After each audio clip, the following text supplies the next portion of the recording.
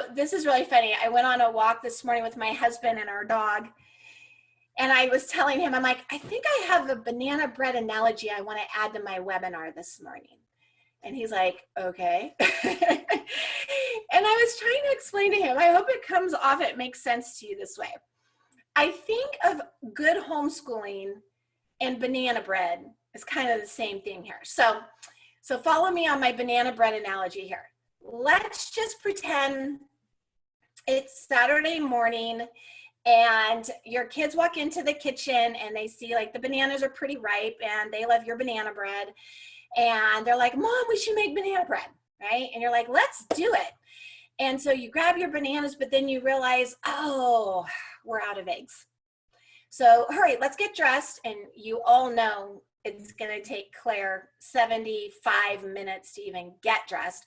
But she finally gets dressed, and then boom, you guys head into the car. You go down to the grocery, you get your eggs, you come back, you start again. Now you've lost Jimmy. He's like, yeah, I'm out, it's taking too long. Will you just tell me when it's ready? And you'll be like, we're going to read The Little Red Hen later. And then you realize, oh, we don't have cinnamon either, right? And so now this beautiful idea of let's make some delicious banana bread isn't so fun anymore. It's not a great experience. And at the end of the day, you could make it.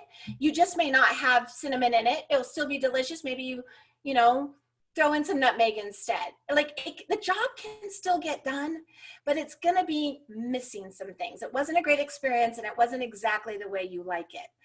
Versus the mom who is like, notices, you know, the day before, oh, those bananas look ready for banana bread. When I'm at the store today, I'm gonna grab some eggs, make sure that we can do this. In the morning, you get everything out. You've got it all ready. Your kid comes in and is like, oh, we're making banana bread. Yes, we are. And you just start measuring and talking and laughing and baking. That's what this next part reminds me of, all right? And so that's planning your whole year. Now, I know this can overwhelm some people, but I don't want it to overwhelm you. Keep thinking banana bread. Do you want to have the banana bread that it's crazy and you're like, I don't know, right? Or do you want to like wake up in the morning and have it all laid out nicely, right? This is the good banana bread analogy that I have here for you. Right now, what I would encourage you to do, what do we have? One more week of July. Spend this next week breaking out the big 8 months of the school year, 8, 9. Start with September, get yourself like just a piece of paper and you can just make 8 blocks. September, October, November. I put December and January together because they're 2 shorter months and we're just really busy during the holidays. It just seems like there's more things to do. So I just put those together. And then February, March, April, and May. All right, so you'll have your 8 boxes.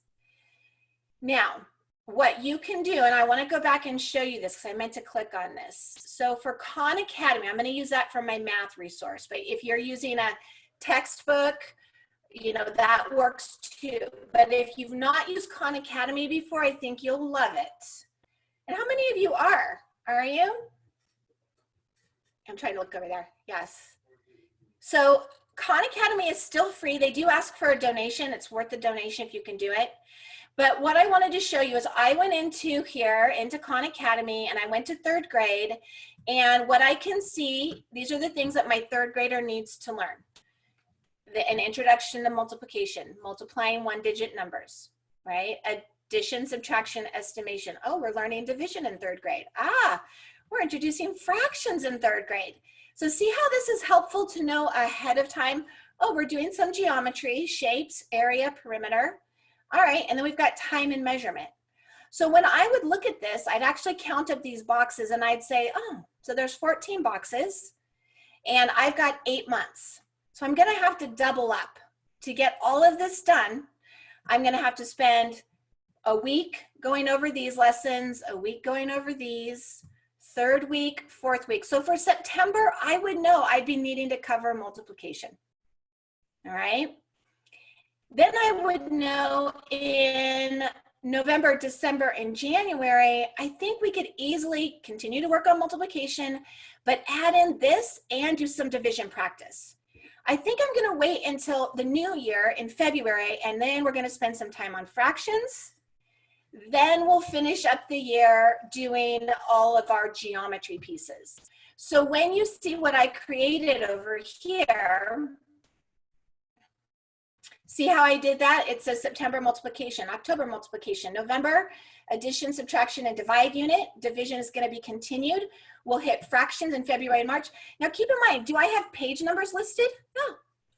No, this is the big idea, the big concept, right? I'm not making the banana bread. I'm just making sure I've got all the ingredients on hand, yeah? All right, so then I would also think for language arts, I want some good books, right? And since we're doing Native Americans, I want to find some good Native American chapter books. Now, this is really important. I could spend a whole webinar talking about the different kinds of reading you should be doing with your child. Yes, your child should be reading independently. Yes, you should be reading science books together.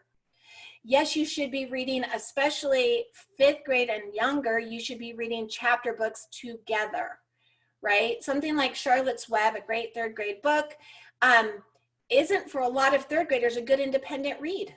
It's too much for them. Sometimes as the teacher, you need to be reading it together, stopping for discussion, asking them, what do you think might happen next? All right. So I have book titles listed here. I did some research. I looked at some of those resources, and I'm giving us 2 months for each book that we're going to read. So I think for our 3rd grade curriculum, we're going to cover 4 Native American chapter books.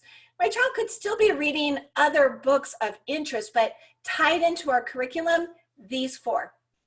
Then you can see for history, I have a different Native American tribe that we're going to study each month. Again, do you see a page number? Do you see exactly what we're doing? No. I'm just getting it all together in my mind so that when something pops up and I hear that down in San Diego, they've got this really cool thing at the museum in Balboa Park, and it happens to be on Iroquois Indians, I'm like, oh, we're studying that in December, January. I'm going to write over there that we got to do a field trip that month. When you're prepared like this ahead of time, you don't miss opportunities. You're awake for them. And when they start coming your way, you're like, oh, that's going to work perfectly for us this year. We're going to do that here, right? So again, I hope you can see how this is really helpful in reducing the overwhelm later on. Like you're not just getting up on a Monday morning going, well, let me look. Why don't you finish your breakfast? I'm going to look online and see what should we learn today, right? Who wants that? That's like the banana bread craziness. You're going to lose interest. Jimmy's going to be like, Mom, this is boring, right? You don't have your kids engaged. Instead, if they're like, what are we going to learn next month? And you can pull out the skeleton of your whole year and go, oh my goodness, you know what? In November, we're actually learning about the Cheyenne, and they were good at carving. And I found this cool thing. We're going to do soap carvings, right? So there's your visual and performing arts. You can tie that into your Indian tribe. And you'll see for science, I have a lot of earth science, right? All the different regions. Goodness gracious, we can talk about forests, we can talk about plains, we can talk about coasts, we can talk about West Coast versus East Coast. Like there's a ton of earth science just based on this right here, yeah? Hopefully that makes sense. All right, all there. Oh, you're so welcome, Michael. He's out of here. I like that we had our token dad. That was awesome. He was kind of quiet though, right? Michael, if you have questions, if you finish this or you watch the recording, feel free to email me. All right, are there any questions about the big year of planning? And are you guys okay? Am I overwhelming you okay? Okay. Here's my goal. I really want you to feel inspired. I want you to feel like I have a purpose now. I'm ready to do some research. I'm ready to pull some materials together, even if it's just like a little electronic file where you can keep all of your favorite like internet links, right? I just want you to start to wrap your head around the big picture, right? And we can go into this a little bit deeper. Oh, thank you, Colleen. Okay, good. I'm glad. It